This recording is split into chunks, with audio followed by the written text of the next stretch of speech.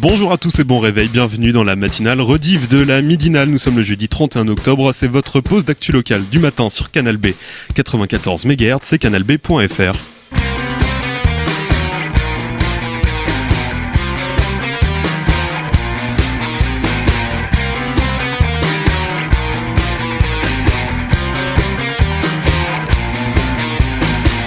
Au programme aujourd'hui, lancement de campagne pour l'OVNI politique Solidarité et Progrès. Anne-Claire Percel y était. Il y a un mois a été lancé le Galeco, une monnaie solidaire brettilienne.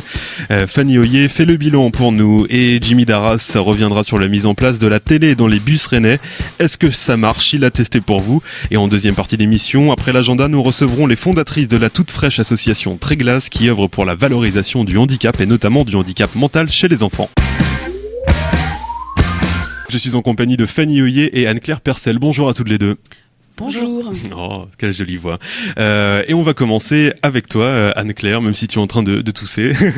On va parler de politique, comme je le disais en sommaire. Ce mardi se tenait la conférence de presse d'Alexandre Nourry, candidat aux élections municipales de Rennes en 2014. C'est le parti Solidarité et Progrès, soutenu par Jacques Cheminade qui le représente. Et c'est vrai qu'on a l'habitude de les voir faire campagne dans la rue pour nous interpeller, pour nous présenter un petit peu en vrac leurs idées. Et donc tu nous dresses, Anne-Claire, le bilan des intentions du jeune candidat. Oui, alors on avait déjà entendu parler de Alexandre Nourry lors des régionales bretonnes en 2010. Donc comme tu disais tout à l'heure, il est soutenu par le parti politique mené par Jacques Cheminade, Solidarité et Progrès. Donc Jacques Cheminade, c'est un économiste diplômé de l'ENA qui est connu pour avoir réalisé le score le plus faible, donc de 0,25% à la présidentielle de 2012. Alors un peu plus tôt, en 2008, Alexandre Nourry, déjà membre du parti, confiait lors des élections cantonales sur Rennes, centre-sud, que le système financier international était mort. Donc c'est sa citation. Aujourd'hui, il fait de ce constat sa priorité dans son plan d'avant-projet pour les municipales de 2014. Il articule d'ailleurs l'essentiel de sa campagne autour de la désintégration du système financier mondial. Alors réformer le système bancaire et financier international, c'est pas peu dire. Comment compte-t-il s'y prendre et y parvenir ? Alors il souhaite que la ville de Rennes vote en conseil municipal un vœu pour faire remonter du local au national le débat sur la loi de séparation des banques. Il défend donc l'idée d'une scission entre les banques de dépôt, donc qui sont liées à la production des ménages, des entreprises, et des banques d'affaires liées à la spéculation. C'est quelque chose qui avait déjà été proposé, il me semble, au Parlement en juillet dernier par Moscovici, ministre de l'économie. Oui, tout à fait. C'est une loi qui a été votée au Parlement et saluée donc par le ministre de l'économie. Aujourd'hui, Alexandre Nourry rejette cette, dit-il, fausse loi et dénonce les politiques actuelles d'afficher, de toute façon, d'une manière ou d'une autre, une politique d'austérité. Alors revenons un petit peu à nos moutons. L'objectif de cette séparation des banques, donc cheval de bataille, on l'a bien compris, du candidat rennais, est de mettre en faillite le secteur spéculatif fictif, de protéger les dépôts et de créer un fonds public pour relancer un programme industriel afin de créer de l'emploi. Et oui, rien que ça. Et relancer un programme industriel pour créer de l'emploi, plus concrètement, c'est quoi le plan pour la ville de Rennes ? Alors, un de ces plans, c'est la création d'un aérotrain reliant Nantes à Rennes en 20 minutes. Alors, il me semble qu'en 2010, il avait déjà l'idée de créer un aérotrain reliant cette fois Rennes à Brest en 1 heure. Donc, ça change un petit peu aujourd'hui. Donc, c'est ainsi, avec cet aérotrain, qu'il compte conserver, dit-il, la pépinière de savoir-faire qu'est l'usine PSA. Selon lui, c'est par la reconversion des machines-outils de l'automobile qu'on pourra maintenir et accroître l'emploi. Concernant la reconversion des personnes qui ont été victimes de licenciements ces derniers temps, il ne nous en dit pas plus. Alors on peut se permettre quelques interrogations par rapport à la mise en place de cet aérotrain. Alors outre la sécurité des voyageurs, la gestion du trafic, le coût pour les aménagements en gare de ce type de train, le retour sur investissement qui, nous l'imaginons, ne doit pas être moindre. D'ailleurs, il ne nous indique pas de fourchette de coût pour ce projet. On peut aussi penser, une question qui peut nous traverser l'esprit, que le projet de la ligne LGV Rennes-Paris prévu pour 2017 est déjà sur les rails, donc ça pourrait peut-être venir perturber les intentions d'Alexandre Nourry. Alors on l'écoute sur le sujet de cet aérotrain. Le but n'est pas de remplacer le TGV par l'aérotrain. On a un projet, par exemple, pour l'élection régionale qui était développé, qui était l'idée de créer une ligne d'aérotrain entre Rennes et Nantes. En montrant qu'on n'a pas besoin d'aéroport et on n'a pas besoin de transport au niveau des avions si on a des transports rapides terrestres rapides, et l'aérotrain est plus rapide que le TGV. Il y a des lignes qui ne sont pas faites aujourd'hui parce qu'on coupe les budgets Kennedy, il dit il faut mettre un homme sur la Lune. On l'a fait. Je pense qu'on peut mettre les hommes sur les aérotrains avec moins de difficultés. Alors, relancer l'emploi en provoquant un nouveau Bretton Woods, ce sont ces mots, pas sûr que ça parle à tout le monde, c'est en tout cas ce qu'il a dit en conf de presse. Ce sont donc, je rappelle juste brièvement pour les auditeurs, les accords de Bretton Woods, des accords signés en 1944 pour favoriser la reconstruction d'après-guerre. Tout cela peut paraître un brin ambitieux aux yeux de certains. Il s'arrête pas au retour de l'industrie, il veut aussi revenir à une culture de l'avenir, Anne-Claire. Alors, après avoir dénoncé le manque de culture des 18-30 ans, il dit vouloir en finir avec la... Non, pardon, excusez-moi. Il dit vouloir profiter de la réforme des rythmes scolaires pour mettre à disposition des instruments de musique aux jeunes élèves pendant leur pause. Donc c'est ce qu'il appelle le projet Amadeus, qui favoriserait l'intégration sociale selon lui. Il y a une séparation très claire entre les 5% qui ont accès aux grandes écoles, qui eux sont la sécurité de l'emploi, et les autres qui sont pas sûrs du tout. Donc en réalité, le fait qu'on n'a pas une société du plein emploi fait qu'on a des gens qui sont dans l'hésitation et qui font tout pour essayer de passer à travers les gouttes. Et ce qui fait qu'ils sont aussi prêts à accepter les règles du jeu. Et ça, c'est très dangereux. Je pense sincèrement que être capable de chanter ou de jouer la symphonie numéro 9 de Beethoven, c'est plus productif que mangez-moi des champignons hallucinogènes de Benoît Careil, qui est un des responsables des Verts à Rennes. Allez, la génération des 18-30 ans n'a pas l'air de plaire à Alexandre Noury, visiblement, qui veut sensibiliser les plus jeunes à la musique. C'est pourtant sur eux que repose l'avenir. Oui, tout à fait. Alors, dernier point évoqué aussi avec Alexandre Noury, donc candidat Solidarité et Progrès au municipal 2014, c'est la pensée rétrograde des écologistes. Lui préconise plutôt le nucléaire. On a une densité de population qui augmente, un nombre de populations qui augmente en fonction de la technologie donnée. Et on ne peut pas faire vivre 7 milliards d'individus avec le bois, on ne peut pas non plus avec le charbon, c'est seulement en allant vers des formes plus élevées avec le pétrole, la fission et la fusion qu'on permettra à faire vivre plus d'individus sur Terre. L'idée d'un parti politique, c'est de penser aux générations futures.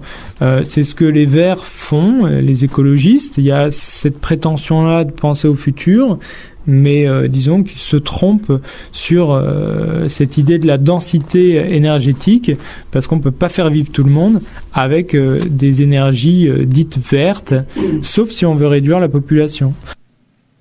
Alors la mise en place d'un aérotrain reliant Nantes à Rennes en 20 minutes, la fabrication de nouveaux réacteurs nucléaires de 4e génération, le renouement des jeunes rennais avec la musique classique, bref tout un programme qui peut parfois faire un petit peu penser à de la science-fiction, mais le candidat Alexandre Noury n'en démord pas et préfère et promet défendre son avant-projet avec acharnement. En tout cas, on va suivre Alexandre Noury dans sa campagne pour les municipales, on verra si oui ou non il parvient à constituer une liste et en tout cas on suivra bien évidemment ces municipales dans la midinale, on vous l'a déjà dit. Merci Anne-Claire pour cette interview et cet éclairage sur le programme de Solidarité et Progrès. Et maintenant, avec toi, Fanny Oyer, on va faire un petit bilan sur le premier mois d'existence d'une monnaie solidaire, le Galeco. Voilà, le Galeco qui a été lancé à Rennes. Donc samedi dernier, je me suis rendue au marché des Lys de Rennes pour rencontrer Anne Brusac, qui est la directrice de l'association Galeco. Le Galeco, c'est une monnaie locale qui a été lancée il y a maintenant un mois, le 21 septembre dernier, dans 3 territoires tests, Rennes Centre, le pays de Redon et le pays de Fougères. Nous écoutons donc Anne Brusac, directrice de Galeco. À la base, ça a été initié par le Conseil général d'Ille-et-Vilaine, qui travaille déjà dessus depuis 2 ans. Et en fait, dès 2012, ils ont co-construit le projet avec des citoyens, des entreprises, des personnes du milieu associatif aussi et des partenaires. Le Conseil d'Ille-et-Vilaine est à l'initiative de ce projet, mais il a ensuite choisi de travailler avec les citoyens à l'instauration de cette nouvelle monnaie. L'idée du Galeco, c'est de soutenir l'économie locale notamment. Anne Brusac revient sur les objectifs du Galeco. On a plusieurs objectifs. Le premier, c'est de créer plus d'échanges en fait, localement, entre des consommateurs, des commerçants, des producteurs. Par exemple, en proposant à des commerçants des nouvelles structures du réseau qui sont localisées ici pour essayer de faire en sorte que la monnaie qu'ils dépensent, l'argent qu'ils dépensent reste ici en fait. Ensuite, c'est également de sensibiliser à d'autres pratiques pratique, on va dire, en faisant adhérer des commerces qui sont soucieux de l'environnement, qui sont soucieux aussi de la manière dont ils gèrent les ressources humaines dans l'entreprise, qui sont soucieux de la qualité aussi de leurs produits. Donc c'est de faire connaître un peu ces entreprises qui sont sensibilisées à tout ça et les citoyens aussi qui souhaitent évoluer vers d'autres pratiques. Et puis c'est de créer un espace d'échange entre des commerces, entre des associations, des citoyens pour réfléchir tous ensemble à comment j'utilise ma monnaie. Le fait d'utiliser du Galeco, ça veut dire que c'est des euros en moins sur les marchés financiers. C'est une monnaie qui ne sert vraiment que au territoire et à soutenir vraiment le territoire. Une monnaie locale, responsable et solidaire donc. Mais concrètement, comment fonctionne le Galeco ? Si vous, auditeurs de Canal B, êtes intéressés par le Galeco, comment pouvez-vous y avoir accès ? Comment ça fonctionne ? Eh bien, tout d'abord, il faut adhérer à l'association, puisque une monnaie locale, pour que ce soit réglementaire, il faut que ça fonctionne dans un réseau limité, en fait. Donc, il faut adhérer à l'association. Pour les citoyens, le prix est libre. Ils donnent ce qu'ils veulent, ce qu'ils peuvent. Et ensuite, pour obtenir des Galeco, alors ils ont plusieurs possibilités. Soit, effectivement, c'est lors d'événements comme aujourd'hui, où on est sur le marché. On a 2 banques partenaires, donc au Crédit Coopératif ou au Crédit Agricole, s'ils sont clients du Crédit Agricole. Et autrement, dans des commerces qui font partie du réseau, qui acceptent de remettre en circulation leur Galeco. 1 euro égale un Galeco. Bon, là, on fait une petite offre de lancement, la promotion du moment. Vous donnez 20 euros, vous avez 21 Galeco, donc vous gagnez un café. Ça fonctionne dans les banques et lorsque c'est l'association qui fait le change. Le Galeco a été lancé depuis 1 mois maintenant. Quel est le bilan provisoire du lancement de cette monnaie locale ? Y a-t-il eu du progrès depuis son lancement ? On voit effectivement que ça progresse au fur et à mesure. Le lancement a drainé pas mal d'échanges et de sollicitations. Et puis une petite période un peu plus calme. Et là, on voit que ça reprend aussi. Là, on a à peu près l'équivalent de 8000 Galeco en circulation. Et on est à près de 200 adhérents citoyens. Là, on est à près de 85 entreprises adhérentes sur les 3 territoires. Les entreprises adhérentes, c'est en fait les commerces auprès desquels on peut échanger en fait des Galeco. Oui. Comment est-ce qu'on a leur liste ? Comment est-ce qu'on sait où se rendre ? Alors en fait sur notre site internet, donc www.galeco.fr, dessus on a la carte des prestataires où vous allez retrouver la liste de toutes les entreprises qui acceptent les paiements en Galeco, mais aussi celles qui veulent bien faire du change et celles qui peuvent aussi faire des adhésions. Donc vous avez en fait sur cette carte toutes les informations pour comment adhérer, comment obtenir des Galeco et où les dépenser. L'apparition des monnaies locales, historiquement, est très liée aux périodes de crise économique. Les adhésions au Galeco sont-elles le résultat de la crise économique de 2008 ? Alors effectivement, on a plusieurs raisons. Il y a des personnes qui, elles, c'est parce qu'elles veulent vraiment favoriser le local, et d'autres qui en ont marre en fait du comportement de la sphère financière, et notamment justement avec la crise de 2008. Et on se rend compte au travers de l'histoire, quand on étudie justement le sujet des monnaies, que ce sont des monnaies qui apparaissent beaucoup par période de crise, parce que c'est aussi un moyen par exemple, de favoriser des porteurs de projets, de donner des crédits à des projets qui n'ont pas le droit à des crédits justement. Le Galeco aide donc des projets solidaires qui sont en accord avec ses principes de respect de l'environnement, de soutien à l'économie locale. Le Galeco, c'est une monnaie qui commence tout juste à prendre sa place dans l'espace breton. Le bilan, c'est qu'on a encore du boulot.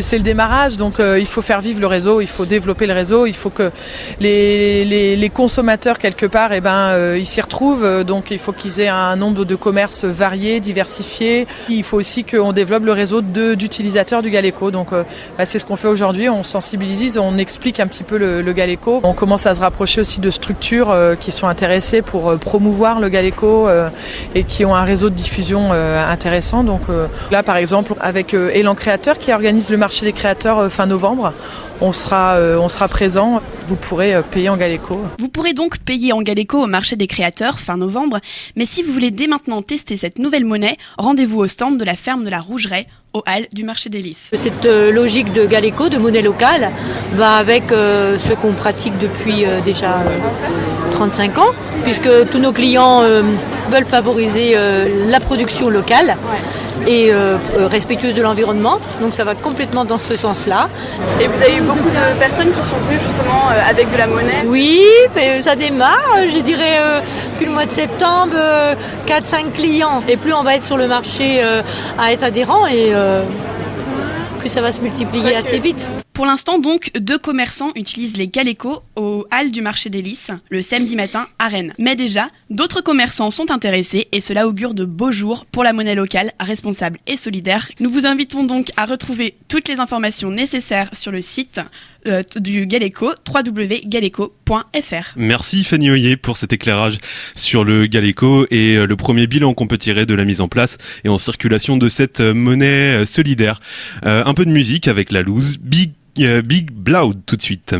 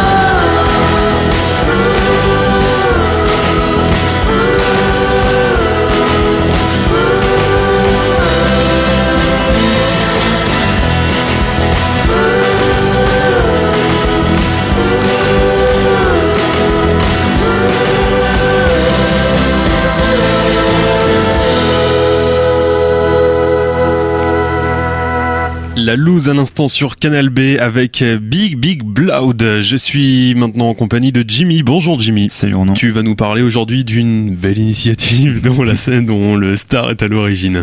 Ouais, tout à fait, parce que depuis un peu plus d'une semaine maintenant. Et utile surtout. Ouais, c'est super utile, tu vas voir. Depuis un peu plus d'une semaine, sur les lignes 4 et 5 de la star, il est possible de regarder la télé sur son smartphone. Donc c'est une innovation qui a été mise en place par la ville de Rennes en collaboration avec Keolix qui exploite le réseau Star et avec TDF. Donc là ils vont expérimenter ça pendant 6 mois jusqu'en mars 2014 et éventuellement pour le prolonger après, voire sur d'autres lignes. Donc pour l'instant c'est les lignes 4 et 5 qui sont concernées puisque d'après la ville sont des lignes qui concentrent une population variée, donc à la fois des étudiants, des gens qui vont au travail, puis sur la ligne il y a aussi des résidences et puis des gens qui peuvent aller dans les commerces, donc il y a un peu tout le monde. Et ils veulent essayer de cibler le maximum de personnes pour voir justement si ça marche. Alors je vais faire mon Michel Chevalet, comment ça marche? Et en fait c'est assez simple en théorie puisqu'il suffit de télécharger l'application MaTV Star sur Android et de se connecter une fois que vous êtes dans le bus. Donc ça marche à travers à travers une borne Wi-Fi en fait qui est connectée sur les bus et une antenne. Et moi j'ai testé l'autre jour et ça n'a pas marché. Donc je sais pas si ça marche à chaque fois, mais en tout cas, sympa d'avoir les horaires de fonctionnement de voilà, peut-être, je ne sais pas trop. TV Star. Et donc par contre il est nécessaire d'avoir un smartphone Android parce que ça marche pas pour l'instant, les applications Apple ne sont pas encore en place, donc je pense qu'ils vont les mettre bientôt en tout cas. Une belle discrimination en tout cas. Voilà, qu'est-ce qu'on peut voir alors sur ma TV Star? Alors il y a seulement 8 chaînes partenaires pour l'instant, donc BFM TV, TVRN 35, France 2, L'équipe 21, TMC, D17, W9 et Énergie 12. Pas les chaînes les plus glamour, c'est sûr. La qualité des programmes, voilà, le service public. Voilà, c'est ça. Donc on écoute rapidement ce que ça donne. Voilà, tout à fait, on va écouter. J'ai interviewé quelques personnes comme ça dans le bus et aux arrêts de bus pour voir ce qu'ils en pensaient. Je trouve ça dommage de mettre la télé ou de mettre la radio dans les bus, puisque d'abord on n'entend pas les gens et puis c'est pas bien de s'isoler comme ça. Et puis c'est surtout de la publicité et ça me gonfle.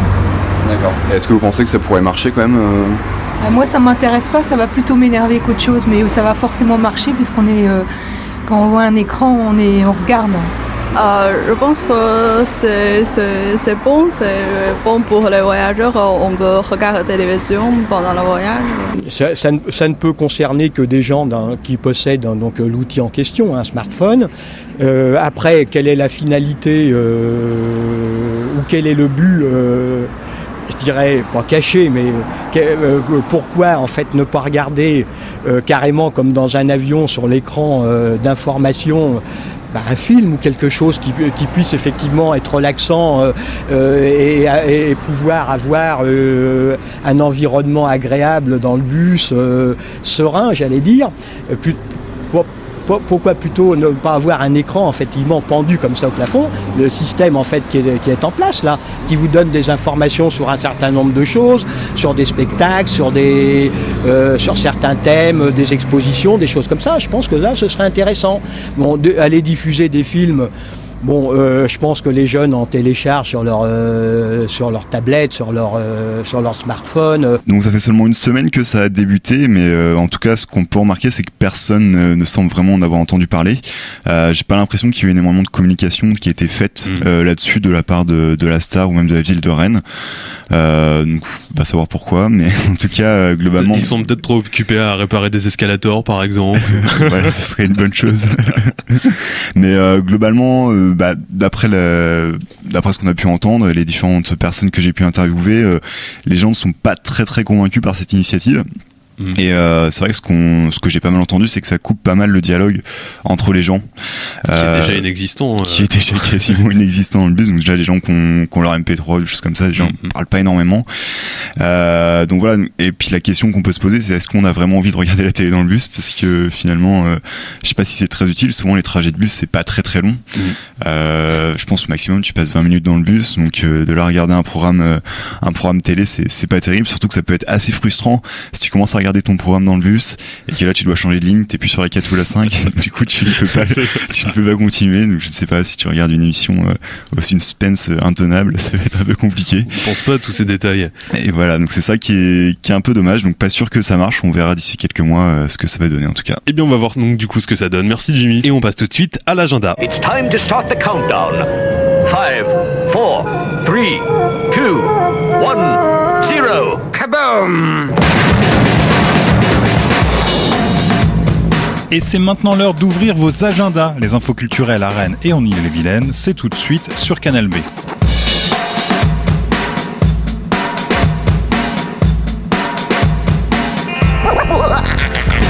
Vendredi 1er et samedi 2 novembre, dernière représentation de Sexe Fort au Café Théâtre, le Bacchus à Rennes. Elle ordonne, il obéit, enfin c'est ce qu'elle croit, ou tout du moins c'est ce qu'il lui laisse croire. À moins que ce ne soit l'inverse. Devant la télé, à table ou au moment de prendre la voiture, à votre avis, qui est le sexe fort? Il s'amuse, chante, se dispute, s'aime, mais qui commande? C'est à 21h, vendredi 1er et samedi 2 novembre, au Bacchus. Réservation et tarifs sur le-bacchus.com. Oh, I'm going to blow it up. Dimanche 3 novembre, direction les Champs Libres pour le premier des premiers dimanches des Champs Libres. Ce mois-ci, pour la première fois, les clés sont confiées au Jardin Moderne qui propose les Gens Libres. Il vous est proposé de venir avec votre propre culture et de la mélanger avec celle des autres pour fabriquer de la culture commune. Le Jardin Moderne invite donc les gens libres à laisser leurs vêtements de spectateurs chez eux pour manipuler matériaux ou concepts. Les gens libres par le Jardin Moderne, c'est évidemment au Champs Libres, c'est le dimanche 3 novembre.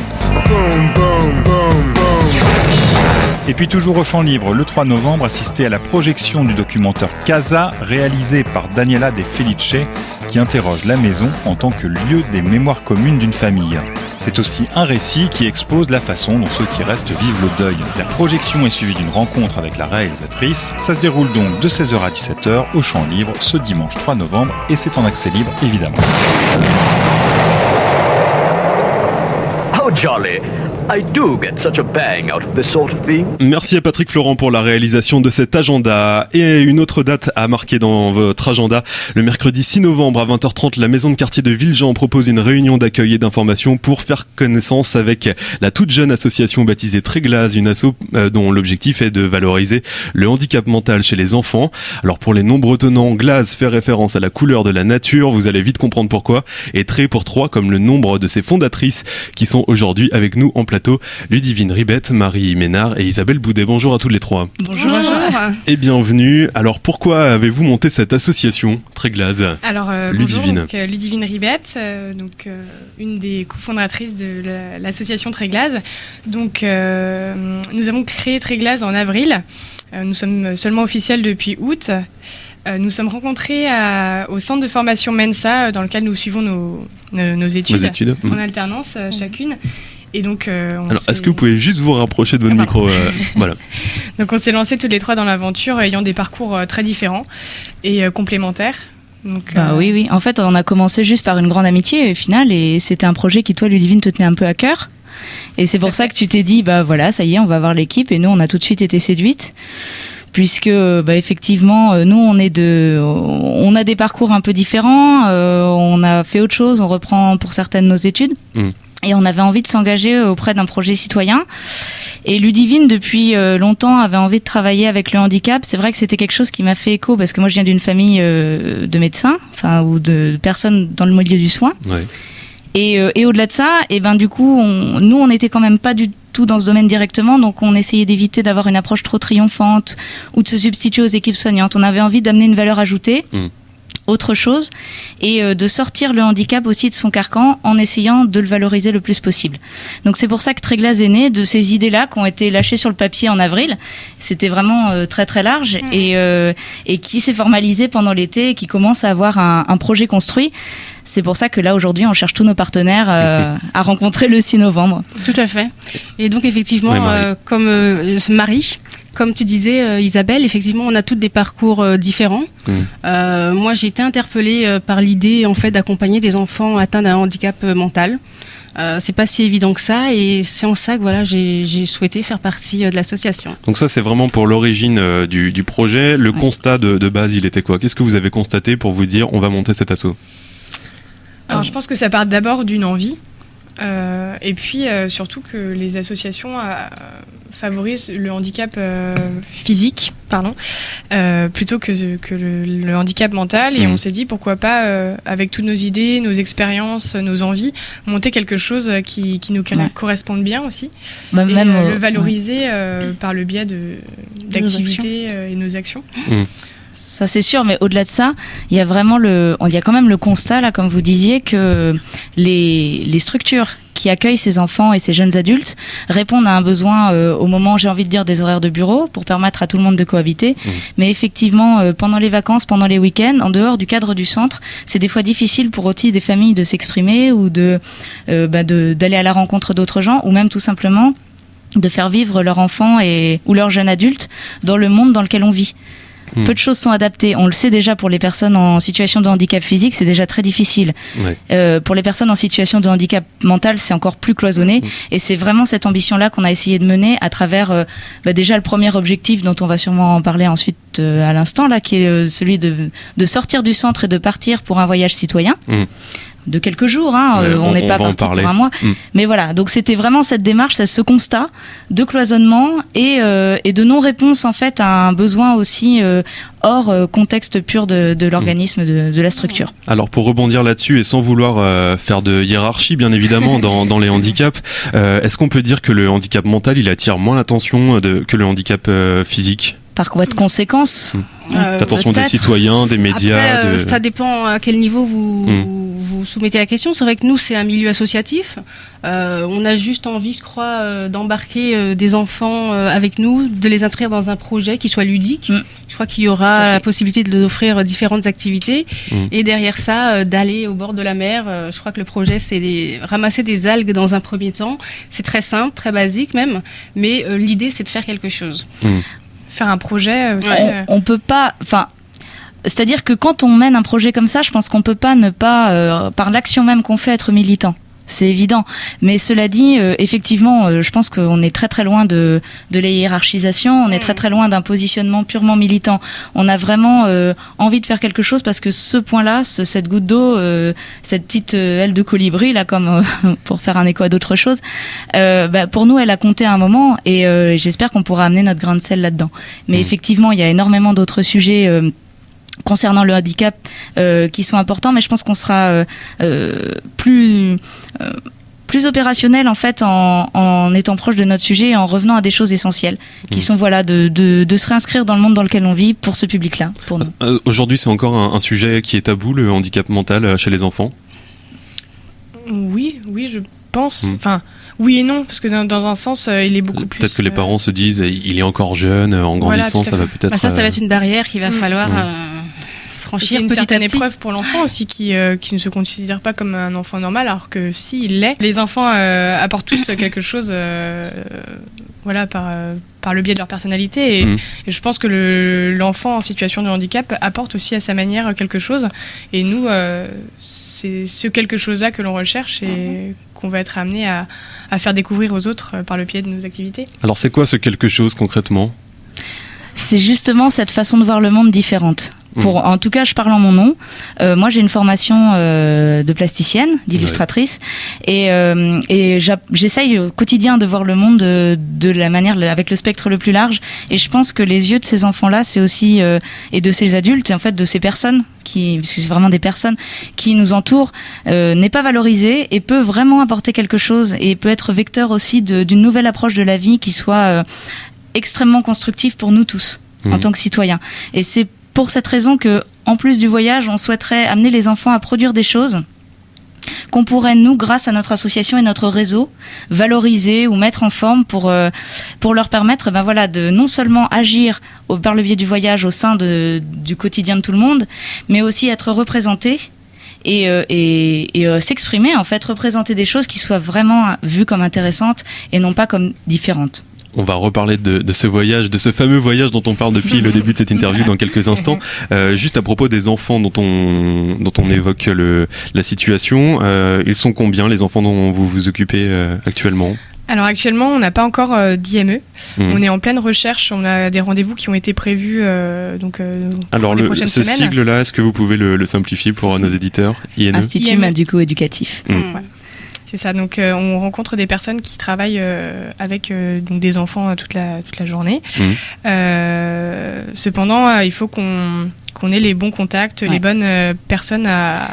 C'est aussi un appel. Voilà. Puis l'association se construit. On n'approche pas des enfants atteints d'un handicap comme ça. Comme une école simple. Crée une association. Il y a une réelle démarche, un réel investissement à mettre en place pour qu'on puisse avoir effectivement ce public-là. Et surtout qu'on ait confiance en nous. Parce que c'est vrai qu'on se lance... sans se substituer à eux aussi. Voilà. C'est vraiment ça. C'est un partenariat. En fait, on cherche vraiment un échange avec... un centre, une structure qui voudra nous accompagner pendant un an. Ça peut se poursuivre les années suivantes, ça peut évoluer avec d'autres groupes. Voilà, mais là pour l'instant on est encore en mise au point avec les différents contacts qu'on a. Mais c'est vrai que grâce à notre partenariat avec la Maison de Quartier, donc depuis quelques semaines, on a un coup de pouce certain, puisqu'ils travaillent déjà avec des IME. Et donc grâce beaucoup, à eux, on a quelques contacts et on espère que ça marchera par la suite. Anne-Claire, tu avais une question ? Oui, je voulais savoir, est-ce qu'il y en a une de vous qui a déjà travaillé avec des enfants handicapés ? Parce que c'est vrai que travailler avec des enfants handicapés, que ce soit des déficiences mentales, ou à la limite physique, ça nécessite quand même d'avoir des formations comme des éducateurs spécialisés, etc. Est-ce que vous vous sentez capable aujourd'hui d'affronter justement le handicap En fait, Isabelle. ouais, je suis désolée, si vous voulez y aller les filles. Non, c'est bon. Chacun son tour, je pense Très bien, que ce sera la pas de meilleure problème.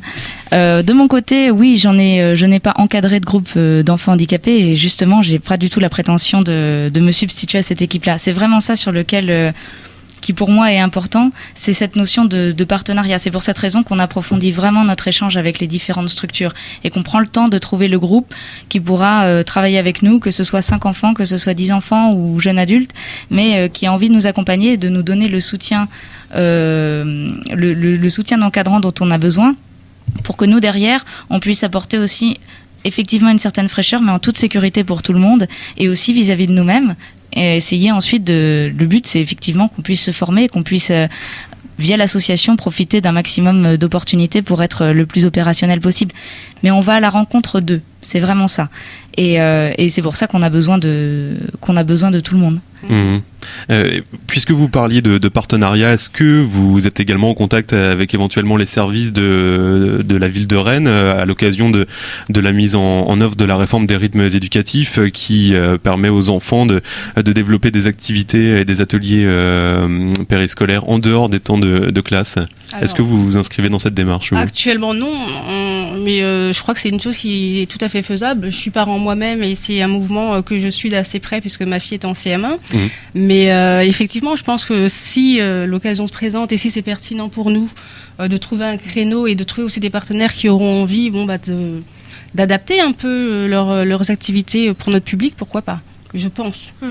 Ça peut valoir le coup. Ah oui, complètement. Ouais. De toute façon, c'est le but, c'est ensuite d'évoluer et de répondre vraiment à cette question d'inscrire le handicap, les enfants en situation de handicap mental au sein des activités de tous. Donc c'est très pertinent. Ouais. Que ça devienne une norme. Ah oui, complètement.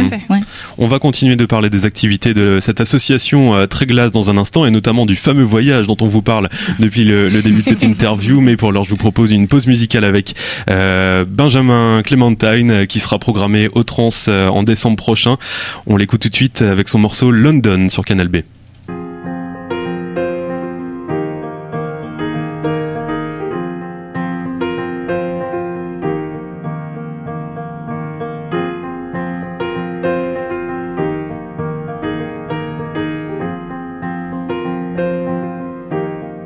Now as he sits on the back of this grey caravan, tomorrow he'll probably be jumping the barriers with a bottle in his hand. Sparkling, sparkling water mix of peaches and rum. Honestly, I don't drink, but if I did, this would be my favorite punch. He said,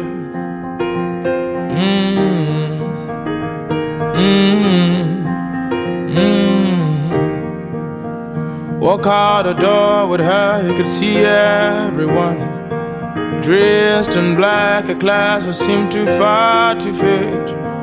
She said, look at you, your game is over. Your cup is full, your cup is full. Stop wasting time praying for more exposure. It is obvious that you're trying, and it's dubious, stop or you die here. You're pretending, but no one is buying. London, London, London is calling you.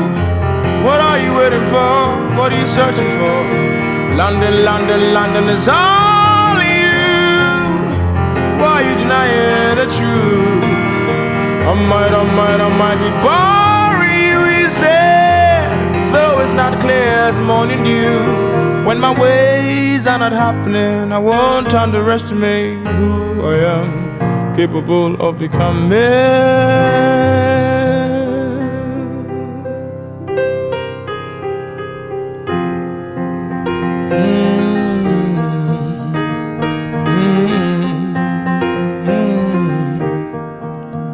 History will be made today is written boldly on his face.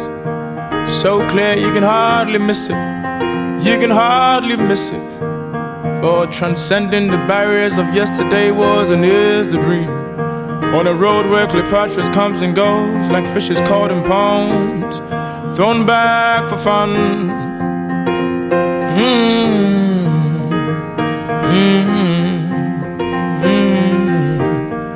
She said, look at you, why can't you just pick a flea?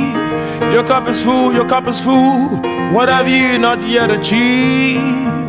It is obvious that you're trying, and it's dubious, stop or you die here. You're pretending, but no one is buying.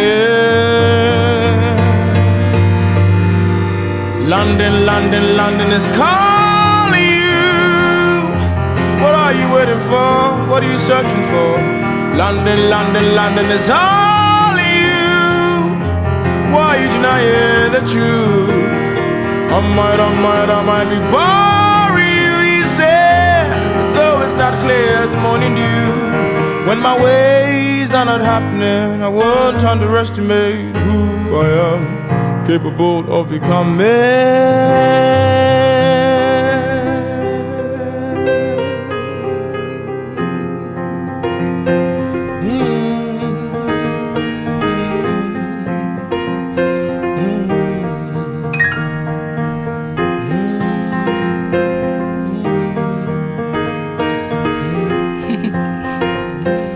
Benjamin Clémentine à l'instant sur Canal B avec son morceau London. Il sera programmé au Théâtre de l'Air Libre prochainement pendant les transmusicales. Et la discussion s'est poursuivie pendant cette musique avec nos trois invités, Ludivine Ribet, Marie Ménard et Isabelle Boudet de l'association Tréglase, une nouvelle association dont l'objectif est de valoriser le handicap mental chez les enfants. Alors comment vous allez le valoriser, ce handicap ? Concrètement, là encore, on veut du concret. C'est parti. Alors, qui commence ? Allons-y. Alors, j'ai commencé. Ludivine. Ouais. Donc, on va faire des activités. On va proposer des activités trimestrielles. Après, cette année, on n'a pas encore de date, mais c'est l'idée, du moins. Des activités culturelles, artistiques, puisqu'on s'inscrit beaucoup dedans. Isabelle ayant fait les arts déco, Marie a sa petite touche aussi artistique. Moi, je suis musicienne, donc voilà, comme Isabelle aussi.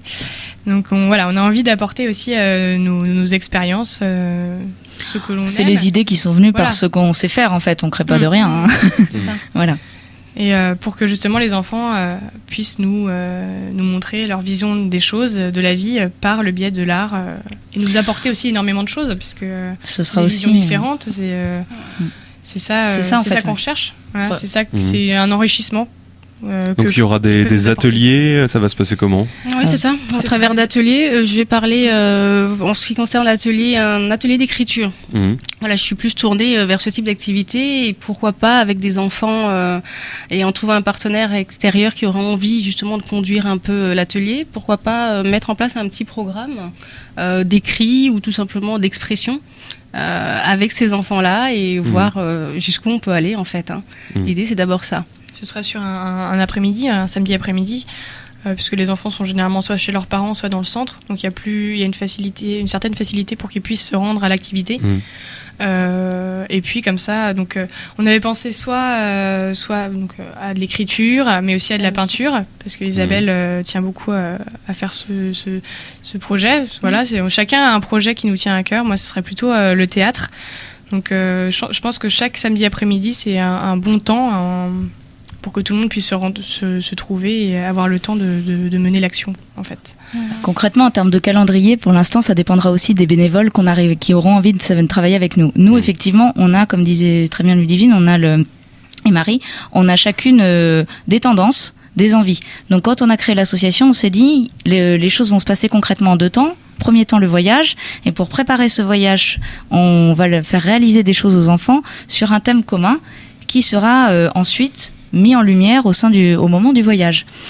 Ça, on a imaginé des choses. Par exemple, moi, j'aimerais bien prendre un samedi, travailler sur du grand format, faire exprimer les enfants sur du grand format, et que ce grand format puisse être le décor de l'activité de Ludivine plus tard, qui ensuite soit remis en scène au moment du voyage. Vous voyez, c'est vraiment cette continuité-là. Mais nous, on n'a pas la prétention de le faire puisqu'on veut que ce soit collaboratif.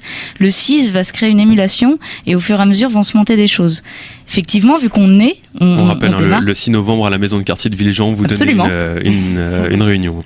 On tient une réunion d'accueil et d'information où on espère rencontrer un maximum de personnes Hakim, notre démarche d'intégrer les personnes en situation de handicap mental, les jeunes en situation de handicap mental parmi nous, fait écho.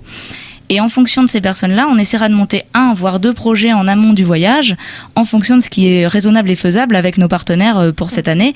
Mais l'objectif pour l'année suivante, ce sera effectivement chaque trimestre de mener une action qui en appellera une autre, qui en appellera une autre, qui appellera le voyage. Alors ce voyage, c'est un voyage d'été qui se déroulera au mois d'août sur l'île de Groix, si je ne me trompe pas. En quoi va consister ce voyage? Ce sont de simples vacances pour être récompensé en quelque sorte des ateliers à l'année, ou il y aura vraiment c'est toujours des vacances, c'est toujours c'est d'abord des vacances. Bien sûr. Oui. Alors le projet vacances ce sera plutôt ce sera des vacances à but citoyen comme on en a parlé tout à l'heure. Donc l'idée c'est d'aller à Groix parce que je connais très bien l'île étant de là-bas, je suis groisillonne. Et donc voilà, au niveau des activités, on a plusieurs idées qui seraient faisables, notamment de l'équitation, mais aussi comme disait Marie, le ramassage des algues sur les plages qui ne sont pas nettoyées. Et par le biais de cette activité-là, une découverte de la faune. La faune et la flore et de la flore, pardon, de la mer, tout simplement, pour apprendre beaucoup de choses et en même temps passer des bonnes vacances tous ensemble dans un autre cadre, avec d'autres personnes. C'est un voyage qui demande, j'imagine, beaucoup de moyens humains et financiers. Bien sûr, comment bien sûr. vous allez vous démerder, bien sûr, c'est ça. vous arranger pour organiser tout ça? Eh ben, on met à profit tout ce qu'on a déjà fait de nos expériences et tout ce qu'on apprend aussi dans notre centre de formation, puisque moi et Marie, on travaille pour devenir assistante manager, donc ça touche de près à ce qu'on sait faire. Et on remercie notre premier partenaire, Adecom, qui nous a déjà aidé financièrement un petit peu. L'entreprise où je travaille, parce que je suis en alternance dans cette entreprise et je suis une formation de commerciale qui nous aide à rechercher les fonds aussi. On l'a compris, puisque vous êtes plus ou moins encore étudiante, vous cherchez un travail à terme. L'association, elle va perdurer malgré tout? Ah oui, tout à fait. Ce n'est absolument pas une association d'école, c'est une association pour, on espère, qui dure très très longtemps. Oui, on espère, et puis en plus on espère aussi créer des émules et que déjà on ait des relais, ça c'est possible bien sûr dans les années à venir, et je pense que vu le rythme que demande une formation, on aura toujours plus de temps après. Alors s'il y a des parents qui nous écoutent aujourd'hui dans la midinale, qui seraient intéressés pour vous contacter, quelle démarche ils doivent effectuer? Est-ce que vous avez un local dans lequel ils peuvent venir vous rendre visite, ou est-ce que vous passez par l'intermédiaire des écoles pour organiser tout ça? Alors, il y a nos numéros de téléphone sur notre site on rappelle internet. le site internet, le treglazasso.wix.com/treglazasso. Oui. Oui, tout à fait. Et il y a un mail aussi. Un mail. Donc treglazasso@gmail.com. Bien sûr, le 6 novembre, nous retrouver à la maison de quartier. Et également, à la maison de quartier, vous obtiendrez des renseignements puisque nous sommes partenaires avec eux. Ils nous accueillent et c'est auprès d'eux pour l'instant, qu'on travaille et qu'on reçoit nos partenaires et adhérents. Et puis, moi, je peux accueillir chez moi. Voilà, il y a l'adresse de chez moi pour l'instant. Qui est le siège de notre local, qui est le siège. Donc voilà, toute personne qui est intéressée peut aller sur le site et nous contacter directement. Avec grand plaisir. Il y a un formulaire de contact, il y a un Facebook aussi. Vous tapez Asso Tréglaz sur Facebook, vous nous trouvez tout de suite. Un Twitter aussi. Un Twitter. Enfin, on sera ravis d'écouter vos questions et de vous rencontrer sur Rennes et sa région. Il y a vraiment pas de souci. Il n'y a pas de problème. Eh bien, on espère que le message est passé aujourd'hui dans la midinale. Merci à toutes les trois d'être passées aujourd'hui sur le plateau de la midinale. On rappelle une dernière fois le site de l'asso Tréglaz, TREGLAZ asso.wix.com/treglazasso. Merci à toutes les trois et à très bientôt. Merci à nos invités et à l'équipe qui m'a aidé à préparer cette émission, Fanny Oyer, Anne-Claire Percel et Jimmy Darras. Dans un instant, la suite de vos programmes sur Canal B. Vous retrouvez Paco dès 9h30 pour le son des autres, et puis on se retrouve à midi pour une nouvelle midinale inédite et en direct. À tout à l'heure.